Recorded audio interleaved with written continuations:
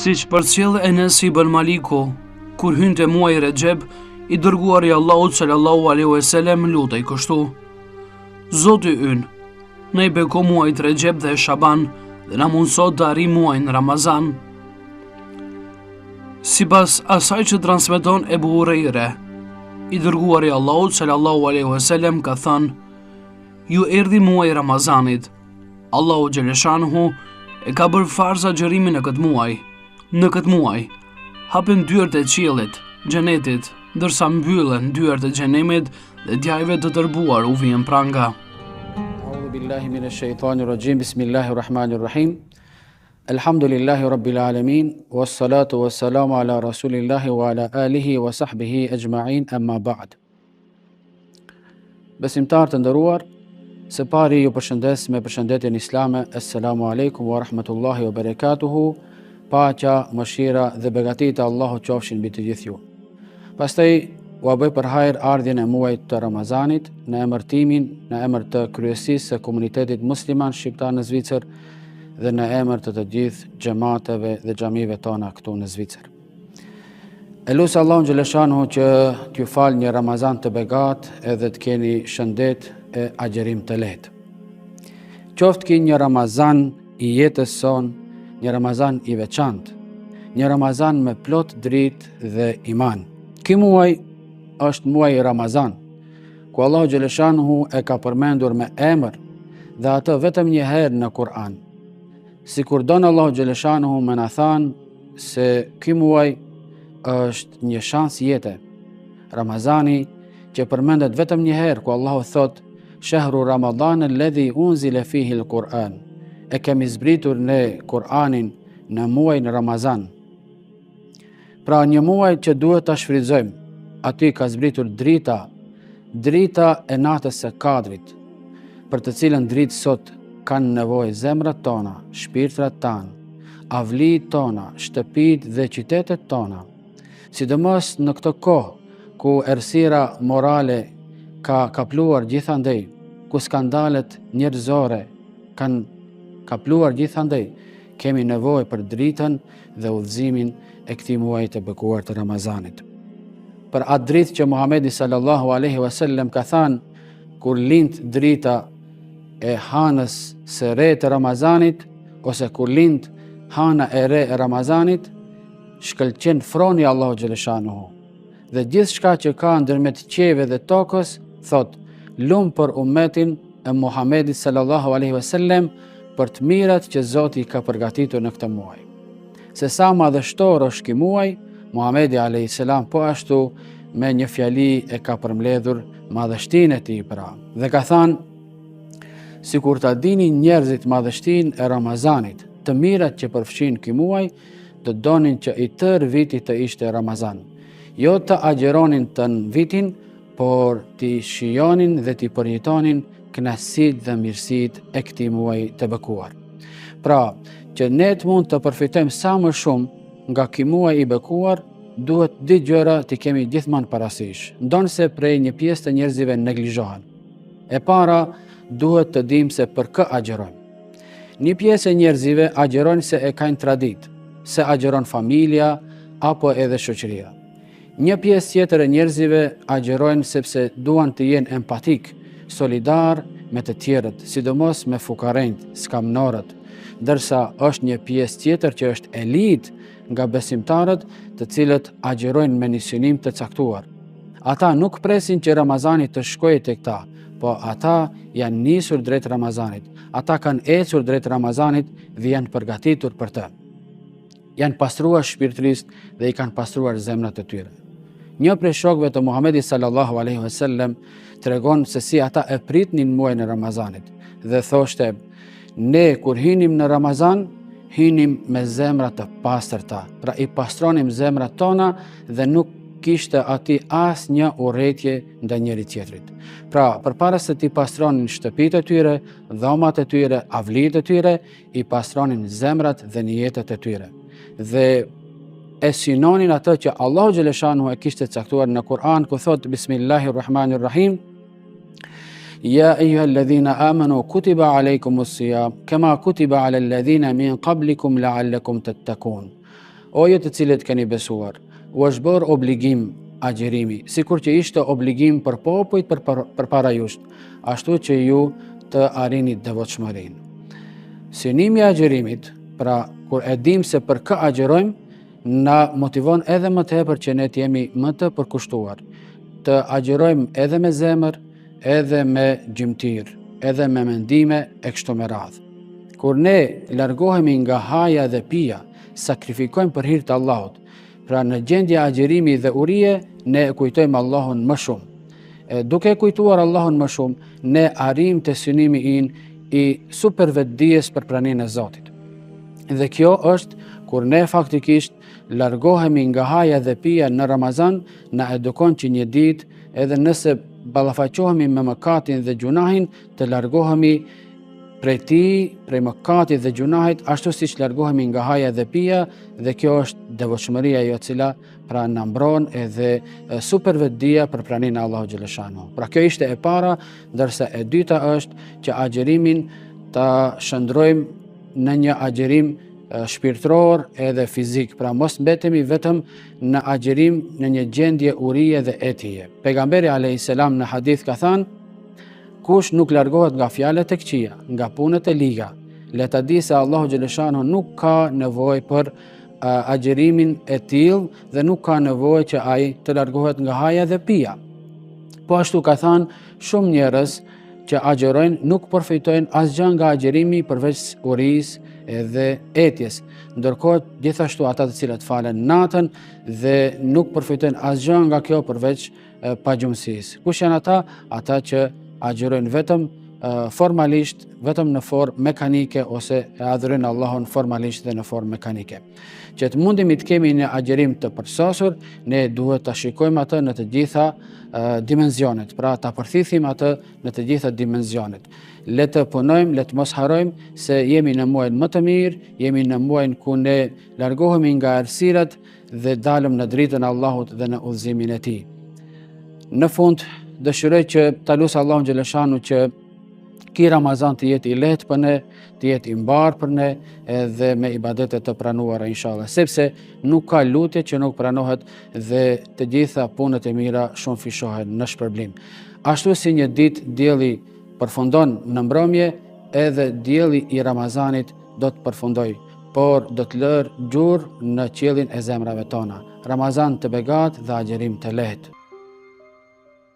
Sipas asaj që na përcjell Ebu Hurajre, i dërguari i Allahut sallallahu alaihi wasallam ka thënë: kush agjeron muajin e Ramazanit me besim dhe duke e pritur shpërblimin e vetëm nga Allahu xhaleshanuhu, i falen mëkatet e së kaluarës.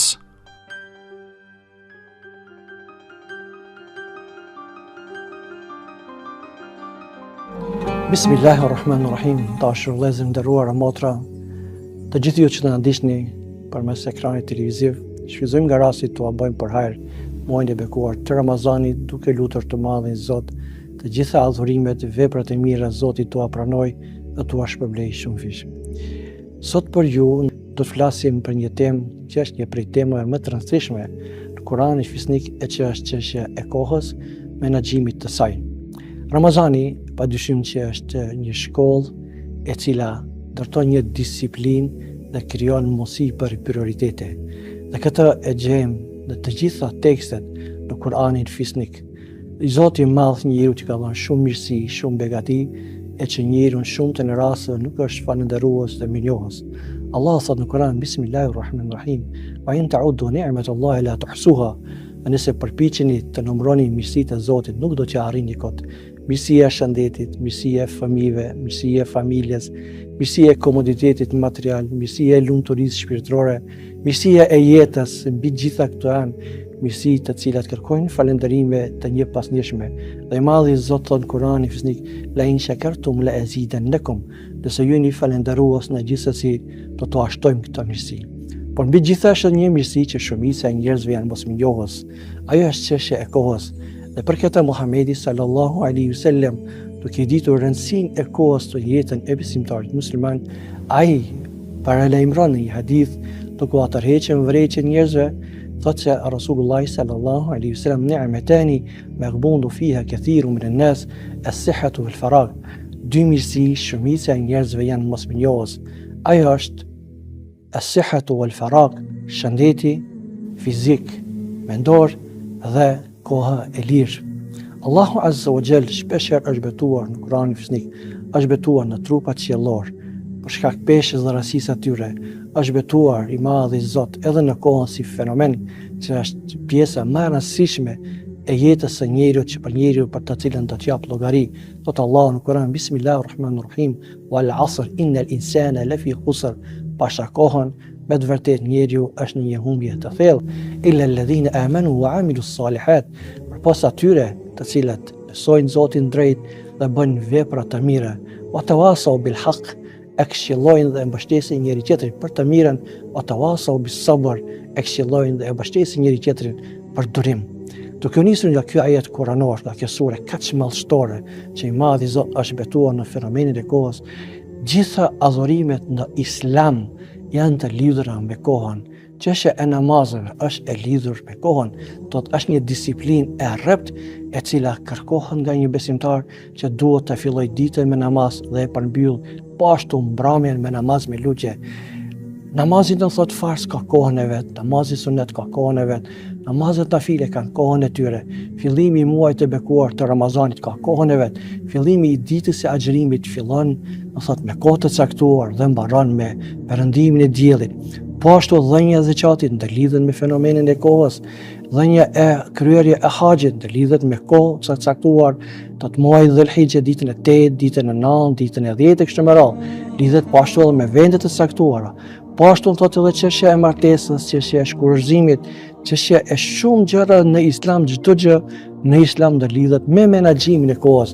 Dhe shqyr Zotit duke i falendëruar atij, ai këta nuk ja la që njeriu të preokupohet me organizimin e kohës, por Zoti në shumë të rasteve e bëri kohën duke i përcaktuar prioritete, duke i caktuar normat dhe standarde. Dhe nisur nga kjo, Ramazani është një mundësi e mirë që njeriu përmes një disipline të rrept të i thot shumë dëshirave të cilat ja marrin kohën, shumë aktiviteteve ditore, të rrjetet sociale, përmes ekraneve televizive, përmes serialeve të ndryshme, saponike, të pakuptimta, të i thot jo, sepse ai fillon tashmë nda 30 diteve, duke filluar ditën me agjërim, me syfyr, edhe duke e përfunduar me iftar dhe përmbyllur në mbrëmje me namazin e taravis nda 30 diteve, e krijon një ritëm shumë interesant besimtari, e që pas Ramazanit këtë kide duhet të dalë me një rregull, me disa standarde dhe vlera, që në jetën e përditshme t'i thot stop ekranit dhe po Kur'anit, sa më pak ekran dhe sa më shumë lexim dhe meditim mbi Kur'anin, mbi dijen, mbi shkencën, shumë dukurive të cilat neve na shpërqendrojnë jashtë Ramazanit, po dhe brenda Ramazanit, e që njeriu që marrin gjën më të vlefshme që është koha, rrjetet sociale, sidomos te trinjet, që krijojnë ngarkesë psiqike, e që krijojnë lodhje, që krijojnë stres e depresion, krejt si pasojë e saj e mos menaxhimit të mirë të kohës. Sahabët e Muhamedit sallallahu alaihi wasallam ishin shembulltyra e këtij ummeti dhe ata në shumtën e rasteve na kanë treguar. Unë dëshiroj që para jush të sjell një fjalë të urtë e shumë me peshë dhe vlerë të halifit të dytë të Islamit, Hazrat Omerit radiallahu anhu, me krahasia e Zotit që mbi tij, i cili thot: "Hasibu anfusikum qabla an tuhasabu", llogaritni vetveten tuaj para se të llogaritni. Nga kjo kuptojmë që ai ka venduar disa prioritete. Vetë Rasulullah sallallahu alaihi wasallam në shumë hadithe ka treguar që devotshmërinë më shumti dhe bujarin e ka shtuar gjatë muajit të bekuar të Ramazanit. Për këtë arsye thot Hazreti Aisha radhiyallahu ta'ala anha, Allahu qoftë e kënaqur me të, thot Muhamedi sallallahu alaihi wasallam ishte bujar, por ishte më bujar ishte gjatë muajit të bekuar të Ramazanit. Që do thot gjatë muajit të bekuar të Ramazanit, profeti i Zotit caktoi disa prioritete. Dhe cilat janë prioritetet që ne duhet të përcaktojmë gjatë Ramazanit, që ditën e Ramazanit ta ndajmë në 3 pjesë, një pjesë për adhurim, një pjesë për familjen dhe një pjesë në planin profesional.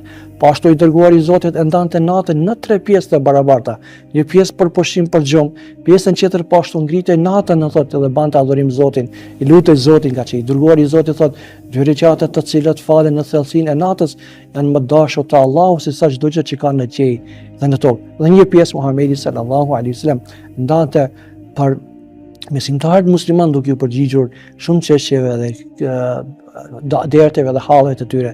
Dashur vëllezër nderuar e motra, Ramazani është sinqerisht është një rast, është një mundësi unike që ne përmes disiplinës të cilën ne e krijojmë përmes dozës së shtimit të adhurimeve të devotshmërisë, të i bëjmë një reset, të i bëjmë një rishikim të kaluarës sonë dhe të përmirësojmë të ardhmen tonë e cila do të jetë menaxhimi i kohës i suksesshëm, sepse një familje e cila nuk e menaxhon kohën, një prind i cili nuk e menaxhon kohën, ai do të dështojë padyshim. Nëse nuk e ndan kohën për Zotin, nuk e ndan kohën për familjen, nuk e ndan kohën për planin profesional, ai do thotë nuk do të ketë sukses. Ka që kështu na ka mësuar feja që ne duhet të menaxhojmë kohën, të krijojmë prioritete, të mirrim me gjëra më të rëndësishme edhe të largohemi nga gjërat të cilat na shpërqendrojnë dhe na marrin kohën e vrasin. Thotë Hazreti Aliu thotë një thënie që ai ka thënë, thotë se koha është si shpata, nëse nuk e pret, ajo të pret ty. Realisht shumë njerëz janë penduar pasi që kanë kaluar disa vite nga jeta dhe nuk kanë arritur asgjë të nxjerrën në shesh e të mendojnë pa. Thotë i dërguari Allahut Muhamedi sallallahu alaihi wasallam, nëse dikush për jush e ka në dorë një fidan, thotë le ta mbjell thotë në tokë, edhe sikur se nesa të bëhet në të dhije kiameti gjithë. Thotë ajo që kërkohet është angazhimi, është profesionalizmi, është prioriteti, është puna dhe është përpjekja, është njohja dhe dashuria mbi Zotin. Ramazani është një mundësi që ne të reflektojmë pozitivisht për në të ardhmen. I lutemi Zotit të juve që Zoti t'u pranoj agjërimin dhe t'u shpërblej veprat e mira. Zoti ju bekohet familjarisht. Selam aleikum. Paqja, mirësia dhe begatit e Zotit qofshin me ju. Siç transmeton Abdullah radiallahu anhu, i dërguari Allahut sallallahu alaihi wasallam ka thënë: Islami është ndërtuar mbi 5 shtylla: dëshmia se nuk ka Zot tjetër përveç Allahut dhe se Muhamedi sallallahu alaihi wasallam është i dërguari i tij, falja e namazit, dhënia e zakatit, kryerja e haxhit në Kabe dhe agjërimi i muajit të Ramazanit. A'udhu billahi minash shaitanir rajim. Bismillahir rahmanir rahim. Alhamdulillahi rabbil alamin wa usalli wa usallim ala nabiyyina Muhammedin wa alihi wa sahbihi ajma'in. Amma ba'du, falenderimet i takojnë Allahu xhalla shanuhu, kurse salavatet qofshin bi Muhammedin alayhi salatu wassalam. Fillimisht e lut Allahu xhalla shanuhu që të ketë pranuar këto ditë të agjërimit dhe të na jep fuqi inshallah që ta përfundojmë këtë muaj të shenjtë. Në këtë ligjërat do të shohim disa rregulla se çka e prish dhe çka nuk e prish agjërimin. Do të shohim pra disa dispozita me të cilët ne ndoshta mund të përballemi gjatë agjërimit tonë. Pasi që Allahu xhalla shanuhu na flet për obligueshmërinë e agjërimit, se kush duhet më agjëru dhe mënyrën se si duhet, pastaj Allahu xhalla shanuhu na tregon për lehtësimet. Dhe thot Allahu xhalla shanuhu: "Faman kana minkum maridan aw ala safarin fa iddatun min ayamin ukhra." Pra jeni të obliguar për ditë të caktuara, të cilat ditë janë 29 ose 30 ditë, pra nuk mund të jenë as më pak dhe as më tepër. E kush është i sëmur, thot Allahu xhalla shanuhu, për jush, ose është në udhtim e nuk agjëroj, atëherë ai le të agjëroj më vonë po axhdit. Pra duhet të agjërohen po axhdit kaza, saqë nuk ka ato ditë që nuk ka mund të agjërojnë gjatë Ramazanit. Arsyetimet që lejohet prishja e agjërimit në bazë janë 6: smundja, udhtimi, shtatzania dhe gjithonja, jeturi me turi të fortë, i urituri që friksohet nga shkatrimi dhe i moshuari i cili nuk ka fuqi të agjëroj. Kuptohet të gjitha këto kanë rregulla, kanë kushte dhe nën kushte. Kurse dietarët islam janë një zërit dakord se 4 gjëra kryesore janë që e prishin agjërimin, pra e bojnë agjërimin ton të pavlefshëm. Dhe nuk ka dilem tek dietarët islam për këto 4 gjëra. E para që e prish agjërimin është ushqimi apo ngrënia, qoftë ajo edhe një kafshat. E dyta, pirja, qoftë ajo edhe një nglang, apo këtu përfshihen edhe sikur pirja e duhanit, apo cigaret elektrike, apo nargila dhe të ngjashme me to, pra të gjitha këta lloje e prishin agjërimin. E treta, për të cilët dietarët islam janë unanim se prishet agjerimi, janë marrëdhëniet intime, dhe e katërta, periodiku apo menstruacionet dhe lehonia të gratë. Natyrisht të gjitha këto për shumicën e juve janë të qarta, por kemi edhe disa gjëra, nëse mund t'i quajmë pra gjëra bashkohore që mund t'a prishin agjerimin. Prej tyre është që është përdoret ndoshta nga shumë, është i nevojshëm të përdoret nga shumë njerëz, është spreji i astmës apo spërkatësi, apo se që njihet në medicinë si Ventolin apo Sumbicort. Spreji i astmës pra është një bombol që përmban ilaç të lëngshëm dhe ky ilaç përbohet nga 3 elemente. Ka përmbajtja e tij është ujë, oksigjen dhe disa përbërës mjekësor apo ilaç. A e prish apo jo agjerimin ky lloj spreji? Dietarët bashkohor kanë mos pajtim rreth kësaj çështje. Mendimi i parë është se ai nuk e prish, pra spreji i astmës nuk e prish agjerimin dhe nuk e bën atë të pavlefshëm. Për argument, dietarët kanë sjell ujin të cilën njeriu kur merr abdes e shpërlan gojën dhe hundën e tij. Pra njeriu kur është agjerueshëm merr abdes, e shpërlan gojën dhe hundën e tij dhe patjetër që në gojë i mbetet një sasi e vogël e ujit kur merr abdes, dhe ai pastaj e gëlltit këto bashkë me përshtymen dhe kjo hyn në stomak, dhe dietarët thonë se kjo nuk e prish agjerimin. Pra e njëjta është edhe kjo edhe spraji i astmës, të cilën njeriu mund ta përdor, i ngjan pra ujit i cili na mbetet në gojën tonë gjatë abdesit. Gjithashtu kanë thënë se kjo bombol e vogël përmban rreth 10 ml ilaç të lëngshëm dhe kjo sasi është ndarë në 200 spërkatje, që i bjen se një spërkatje përmban vetëm 0.05 ml dhe kjo është një sasi shumë e vogël, prandaj kanë thënë se kjo nuk e prish agjerimin.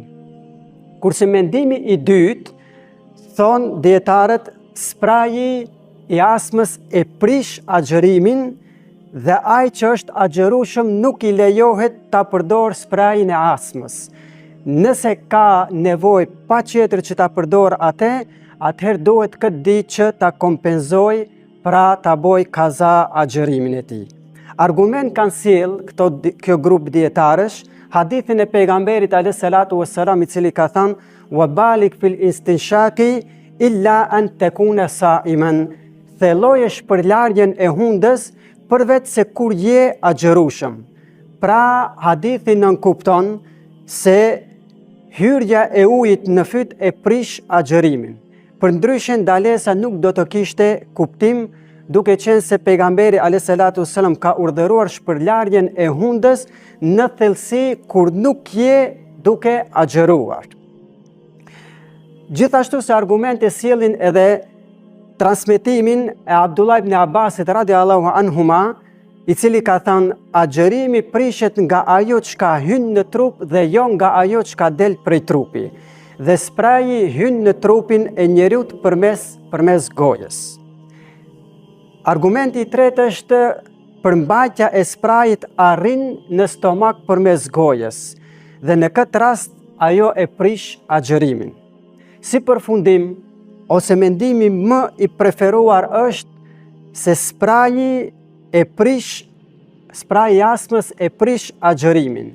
Nëse njeriu duhet që ta përdor patjetër, atëherë më e preferuar do kishte qenë që ta përdor në sifyr ose pas iftarit. Por nëse i ndodh që ai është agjerueshëm dhe ka patjetër ta përdor kur është duke agjeruar brenda ditës, atëherë i lejohet që ta përdor, por duhet që atë ditë ta kompenzojnë, pra ta bëjnë kaza. Një çështje tjetër është pikat që përdoren për hund. A e prishin agjerimin apo jo? Dietarët gjithashtu edhe kjo çështje kanë më tepër se një mendim apo kanë dy mendime. Mendimi i parë është se pikat që përdoren për hund apo përmes hundës e prishin agjërimin. Dhe argument kanë sjell po të njëjtin hadith të cilën e cekëm pak më lart, që ka thënë Muhamedi sallallahu alaihi wasallam, thelloje shpërlarjen e hundës përveç se kur je agjërueshëm. Pra besoj që hadithi është i qartë. Gjithashtu dietarët kanë thënë se hunda është rrugë drejt stomakut. Pra ajo që ka depërton në hundë dhe nëpërmes hundës depërton pastaj në stomak, kjo e prish agjërimin. Nëse është sasi shumë e vogël, kjo nuk e prish agjërimin, por nëse njeriu e ndjen dhe i arrin uji apo ilaçin në fyt dhe e ndjen shijen e saj, atëherë kanë thënë dietarët e prish agjërimin dhe duhet ta kompenzoj atë. Mendimi i dytë i dietarëve islam është se pikat që përdoren përmes hundës nuk e prishin agjërimin. Dhe për këto kanë marrë argument analogjin, pra te abdesi, te larja e gojës edhe te hundës, kanë thënë gjithsesi se kur e lajmë gojën dhe hundën gjatë abdesit, na mbet një sasi e vogël e ujit, por kjo nuk e prish agjërimin edhe pse nëpërmes pështymës mund të depërtojnë edhe të arrin në stomak, pra ka një lloj tolerimi në këtë çështje. Si përfundim, pikat e hundës nuk lejohen të përdoren kur je agjërueshëm, sepse hunda është rrugë që nëpërmjet saj depërton në stomak, dhe më së mirti është që njeriu t'i shmanget pikave që i përdor përmes hundës kur është agjërueshëm. Çështja e tretë e ngjashme me këto janë pikat e syrit dhe e veshit që përdoren nëpërmes sy apo vesh.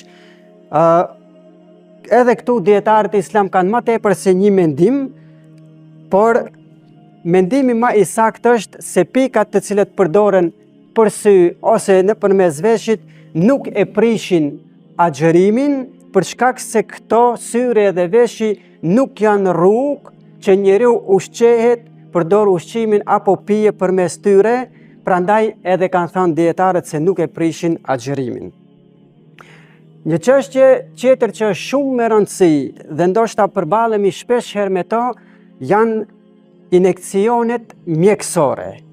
Pra, a e prishin agjërimin injeksionet apo nuk e prishin? Injeksionet pikë së pari ndahen në 3 lloje. Injeksione nën-lëkurore, injeksione muskulore dhe injeksione intravezore apo që mirën në ven. Injeksionet nën-lëkurore dhe muskulore janë injeksione jo ushqyese.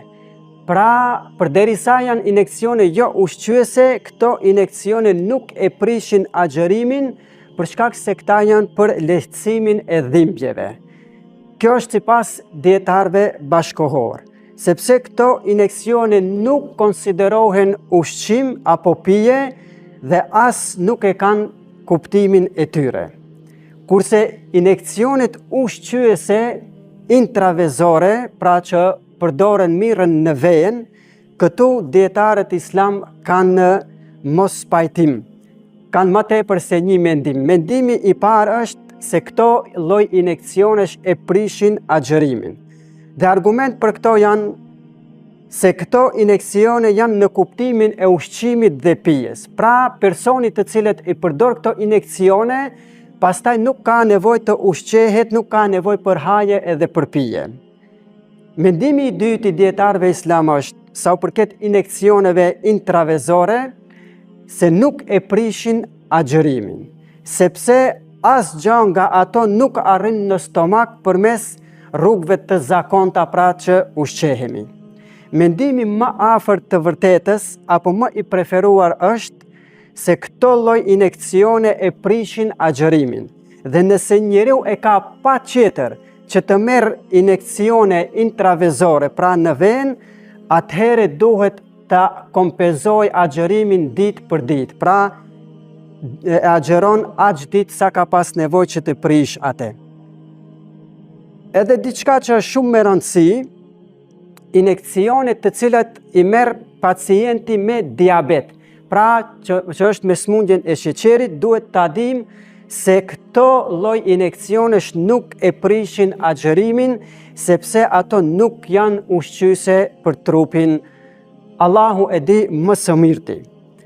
Dhe shkurt do t'i cekim edhe disa rregulla se çfarë nuk e prish agjërimin. Pra, agjërimin nuk e prish gjumi, agjërimin nuk e prishin injekcionet jo ushqyese që janë kundër dhimbjeve siç e cekëm, agjërimin nuk e prish larja e dhëmbëve, por me kujdes mos me ngëlltit ujin, agjërimin nuk e prish nëse detyrohet që kuzhinjeri ose kuzhinjerja ta shijoj ushqimin, por mos ta gëlltis ato, pra ta shijon vetëm me gjuhën e tij apo të saj. Gëlltitja e pushtymës nuk e prish agjërimin, parfymi, kremrat, deodoranti nuk e prishin agjërimin, të vjellurat pa qëllim në sasi shumë të vogël nuk e prish agjërimin, ngrënia ose pirja me harrez dhe jo me qëllim nuk e prish edhe kjo agjërimin. E lusim Allahu Gjellëshanuhu, që Allahu Gjellëshanuhu të pranojnë agjërimin ton dhe gjitha adhurimet tona. Allahu Gjellëshanuhu na lehtësoft dhe na pranoft këtë muaj të shenjtë dhe gjitha ibadetet tona. Wa akhiru da'wana anil hamdulillahi rabbil alamin. Sipas asaj që transmeton Ebu Hurajre, i dërguari i Allahut sallallahu alaihi wasallam ka thënë: në rast se ruhemi nga mëkatet e mëdha, 5 kohët e namazit, namazi xumas deri në xuman tjetër dhe agjërimi Ramazanit deri në Ramazanin tjetër, janë pretekst për faljen e mëkateve të bëra mes tyre. Alhamdulillahi Rabbil Alamin, wa afdalu s-salatu wa tammu t-taslim ala al-mabuthi rahmatan lil alamin wa ba'd. Falënderimet dhe lavdërimet e sinqerta i takojnë të madhit Allah Gjallëshanu, përshëndetjet, paqja dhe shpëtimi qofshin mbi Muhammedin sallallahu alaihi wasallam, mbi familjen e tij, mbi shokët e tij, si dhe gjithë ata të cilët e ndjekin rrugën e tij me sinqeritet deri në ditën e gjykimit. Fillimisht ju përshëndes me përshëndetjen e ngrohtë islame. Selamu alaikum wa rahmatullahi wa barakatuhu. Paqja dhe mëshira e Allahut qoftë mbi ju. Lusë Allahun e madhrishëm që ta pranoj agjërimin ton dhe të gjitha punët e mira të cilat i bëjmë në këtë muaj të bekuar. Muaj Ramazan është muaj i cili me vete mbart mesazhe madhështore. Nuk ka dyshim se adhurimi më i theksuar në këtë muaj është agjërimi. E po ashtu, agjërimi ka dimensione të ndryshme, ka mesazhe të shumta dhe ka mësime të pafundme në drejtim të përmirësimit të jetës tonë, si dhe të ngritjes tonë shpirtërore, morale, po në të njëjtën kohë edhe materiale. Nëse ndalemi në çështjen e agjërimit, do të shohim se për një muaj rresht, agjërimi na mëson edhe për atë që ne të jemi principiell, të përpikt dhe të përmbahemi termineve. Realisht, ne si njerëz në jetën tonë kemi shumë nevojë që mos u dalim prej fjalëve njerëzve, mos i shkelim premtimet, mos i thejmë parimet dhe mos i shtyjmë terminet. Në fakt, mos e të i kalojmë kohën të cilën e kemi përcaktuar se me dikë do të takohemi ose se do të bëjmë një veprim. Kështu, muaji Ramazan përmes agjërimit na mëson, na trajnon që të jemi të përpikt, të jemi serios në qasje, të jemi shumë të koncentruar kur i bëjmë veprimet dhe në të njëjtën kohë të përmbahemi termineve. Këtë do të mundohemi ta ilustrojmë me 2 shembuj nga agjërimi. Normalisht kur agjërojmë e kemi iftarin, pra kur e përfundojmë agjërimin në fund të ditës, pra me perëndimin e diellit, dhe po ashtu e kemi edhe imsakun, që është në kohën e syfirit dhe që shënon momentin e fundit kur ne mund të ham dhe të pim gjatë natës. Dhe kur vjen imsaku, pra do të thot e ndërpresim hajen dhe pijen, për shkak se pas kësaj kohe fillon dita, pra fillon koha kur ne agjerojmë. Tash, imsaku dhe iftari janë termine, janë kohë që ne nuk guxojmë të rasti i imsakut, pra ta të i kalojmë, ndërkaq të rasti i iftarit ta bëjmë hajen dhe pijen apo të konsumojmë ushqim para se të vi koha, se atëherë do të konsiderohej se ne e kemi prishur agjerimin. Imsaku dhe iftari janë pra sinonim të termineve, të kufive, dhe ne pa tjetër të përmbahemi atyre.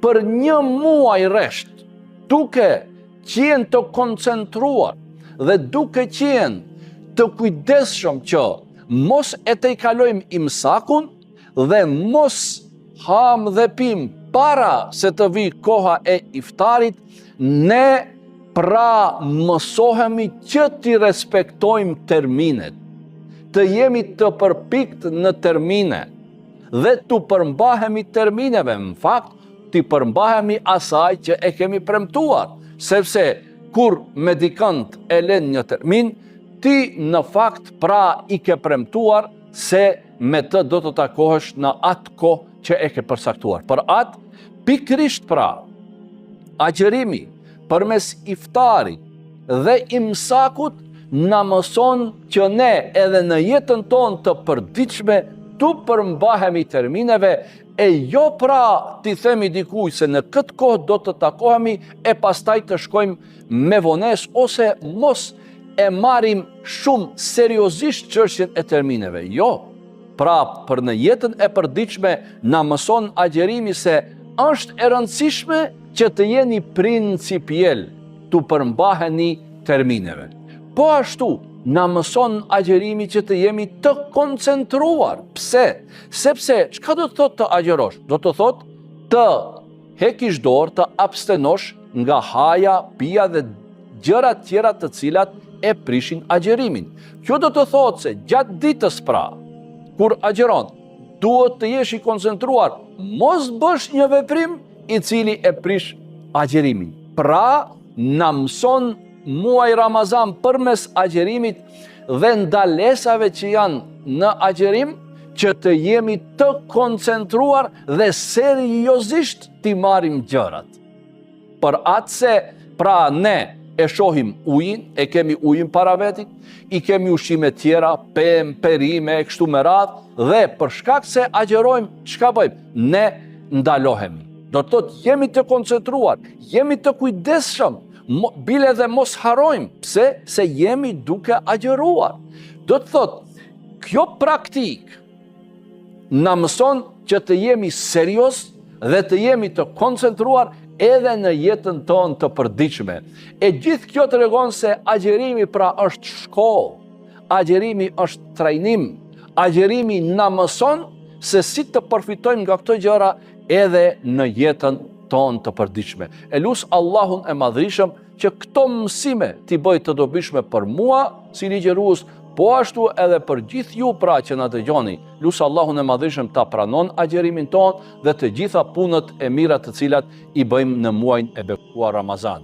Paqja dhe mëshira e Allahut qoftë mbi ju. Selamu alejkum wa rahmatullahi wa barakatuh.